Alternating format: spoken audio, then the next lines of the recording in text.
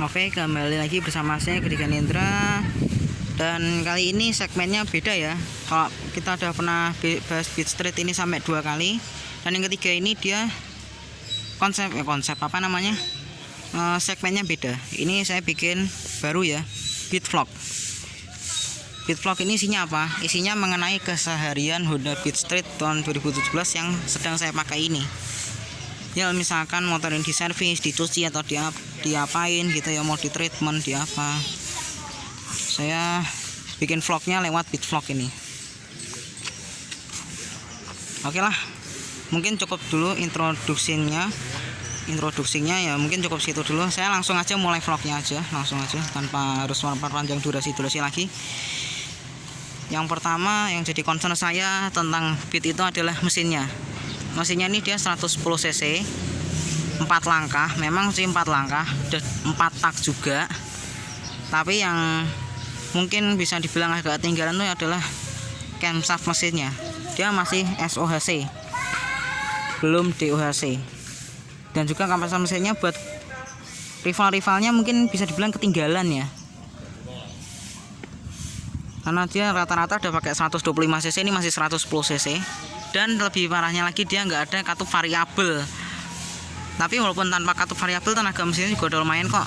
9 PS dengan torsi 9,3 Nm. Buat nanjak-nanjak ya udah lumayan, nggak ada gejala berat sama sekali.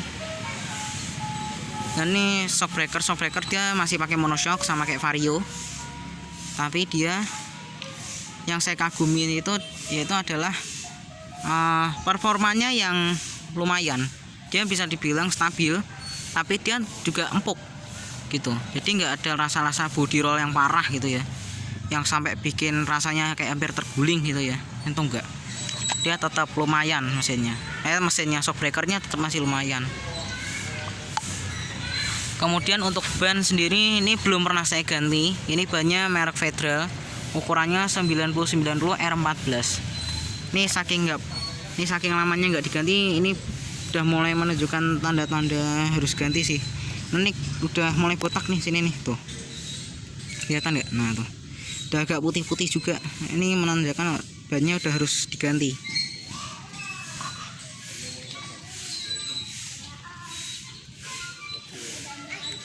Untuk lampu sih sebenarnya oke-oke aja, buat kelasnya sih oke lah. Kristal multireflektor halogen, lampu positioning di atas, positioning lampnya di atas gitu. Bahkan buat saya sih Beat Street ini bukan Beat Street sih ya, pokoknya intinya generasi Beat yang ini saya desainnya suka. Kenapa? Karena ada garis-garis sporty, garis-garis lincip yang bikin saya rasa motor ini tuh desainnya tuh kayak Sharpie gitu ya, istilahnya apa ya, ya kita intinya sharp alias tajam. Kemudian untuk posisi duduknya buat saya yang tinggi 161 cm ini sih lumayan, rasanya nggak kekecilan nggak kegedean ya, intinya pas lah, nggak ada kompromi lah di posisi mengemudi.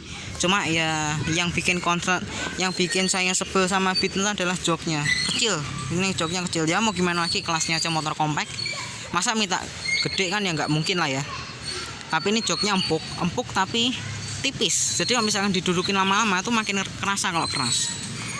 Busanya tipis, jadi gitu kita duduk itu rasanya kayak dudukin rangka joknya, jadi terasa keras. Tapi buat ini sih dia kerasa empuk, tapi kalau dudukin dia nggak enak. Lagi yang jok belakang ini udah kecil, terus habis itu dia kan konturnya tipis nih, jadi terasa keras. Kalau misalnya kita dudukin lama-lama makin terasa kerasnya. Nah satu lagi yang nyeleneh dari Honda Beat Street ini yaitu adalah speedometernya. Karena speedometernya itu kan memang digital gitu ya, ya masih mending lah digital, cakep gitu ya. Tapi dia nggak ada pilihan ngatur-ngatur MID-nya, jadi dia cuma udu, kecepatan sama tangki bensin. Jadi ada nyeleneh juga nih. Nah, dan tadi suara mesinnya seperti itu, masih halus ya. tuh. Jadi nah, itu doang, cuma gitu aja udah. Speedometer, indikator eco, ya ini indikatornya cuma eco, indikatornya banyak, ada cek engine, ada sein, ada lampu jauh. Yang bikin nyeleneh lagi ini dia, lampu seinnya masih kegabung kiri kanan.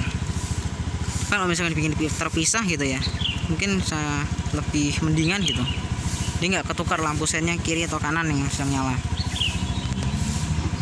Dan juga dari depan sih desainnya sih cakep sih. Kalau misalnya dari depan sini tuh dia tuh kayak macam tanduk gitu, saya suka. Dan juga walaupun dia kelihatan kayak tanduk, tapi buat posisi ngelihat ke belakangnya tetap enak, nggak ada kompromi gitu.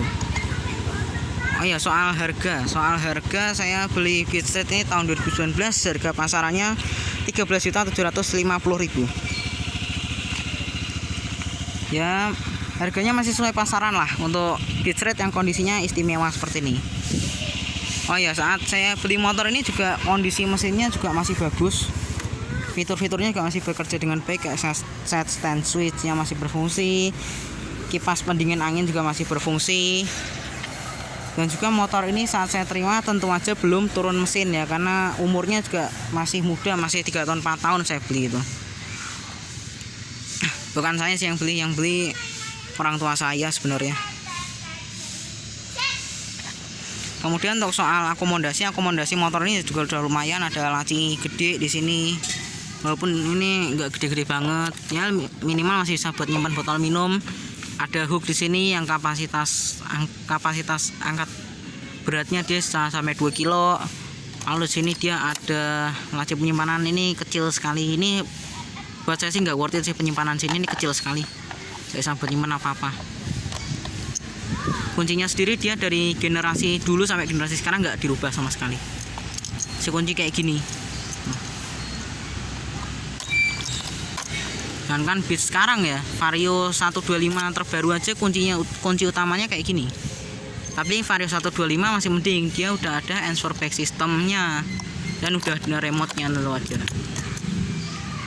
Tapi yang jangan berharap kayak mobil lah yang ada immobilizer-nya. Dan ini box akinya di sini. Walaupun box akinya di sini, tapi ground clearance-nya cukup tinggi buat saya. Dia ground clearance-nya 140 mm alias 14 cm. Ya buat ngelewatin posisi tidur ya masih oke lah. Jarang mentok kalau dia buat mengangkut satu penumpang alias cuma drivernya aja ya nggak bakal mentok-mentok lah.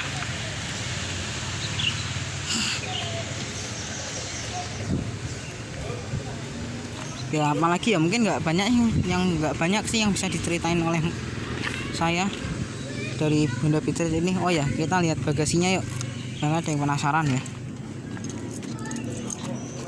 Ini yang bikin sebelnya lagi nih, lubang buat buka jok kenapa nggak dijadiin satu sama itu apa namanya kunci utama di sana. Mungkin kalau jadiin satu ya lebih safety lah. Tapi 2020 sudah di situ kok, udah di-improve dijadiin di sana. Untuk bagasi sih ini sebenarnya ya nyisain space lumayan lah buat naruh barang-barang yang nggak terlalu besar kayak jas hujan, sarung tangan, nih tas belanjaan, masih lumayan, nggak ada kompromi soal bagasinya. Tangki dia buat zaman sekarang kecil, ini nggak usah saya bilang besar, ini tangkinya 4 liter doang.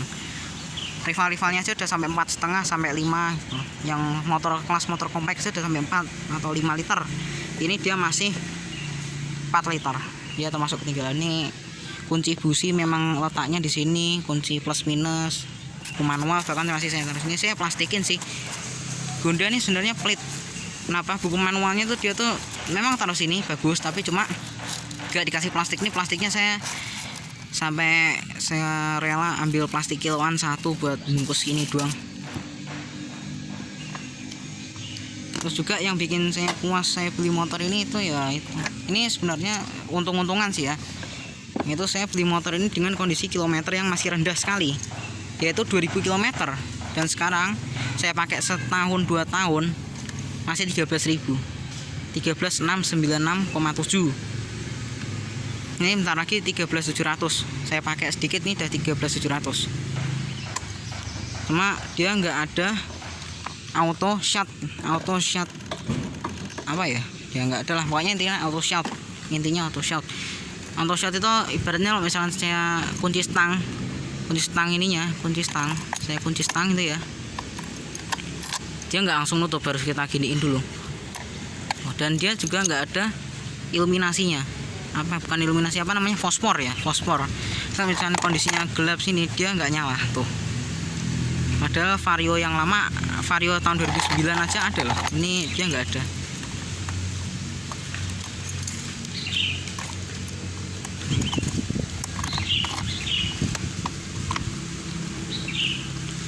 Untuk decknya sendiri dia lumayan, bisa buat ngangkut galon 1. Jadi ya intinya buat kapasitas angkut-angkut barang ya masih oke lah. Oke, mungkin sekian dulu sih video saya kali ini tentang Beatvlog. Ini Beatvlog pertama, judulnya owning experience ya, bukan plus minus selama pemakaian atau impresi pemakaian selama 4 tahun, bukan. Ini Beatvlog owning experience. Oke, jangan lupa like buat yang suka dengan video ini, dislike saja jika tidak suka, dan jangan lupa komentar di bawah bagaimana segmen Beatvlog kali ini. Apakah sebaiknya diterusin atau mungkin berhenti sampai sini aja, cuma Beatvlog 1 gitu aja. Kalau misalkan yang nonton banyak nih ya, mungkin Beatvlog akan saya teruskan. Kalau misalkan penontonnya sedikit ya sudah, Beatvlog cuma di sini saja. Oke, terima kasih sudah menonton. Nanti kita ketemu lagi di video selanjutnya. Yo.